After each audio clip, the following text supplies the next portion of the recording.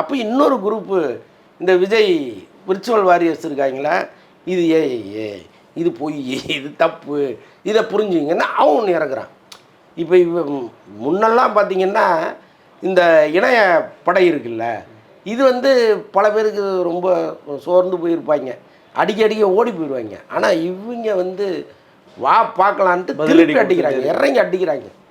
அப்போ எவ்வளோ பொய் சொன்னாலும் திருப்பி அடிக்கிறாங்களே அப்படிங்கிற ஒரு எண்ணமும் உங்களுக்கு வருது. அப்போ இங்கே என்ன நடக்குதுன்னா, காசு தான் இறக்கி ஒருத்தர் இமேஜை காலி பண்ணி தரமட்டமாக்கி ஓட விட்டுறணுங்கிறது தான் ஒரே நோக்கமாக இருக்குது. ஏன்னா அது அரசியலுக்கு இது தேவை.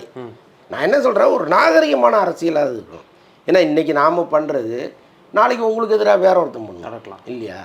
இப்போ இன்றைக்கி கேரவானில் திரிஷா இருந்தாங்கன்னு நீங்கள் கேஷுவலாக சொல்கிறீங்கல்ல, நாளைக்கு உங்கள் கட்சியில் ஒருத்தர் போகும்போது அந்த கேரவானுக்குள்ளே இவங்க இருந்தாங்கன்னு இவங்க ஒன்று சொல்லுவான்ல, அப்போ அதை மக்கள் நம்புவாங்கள்ல. நீங்கள் ஏன் அதை உருவாக்குறீங்க?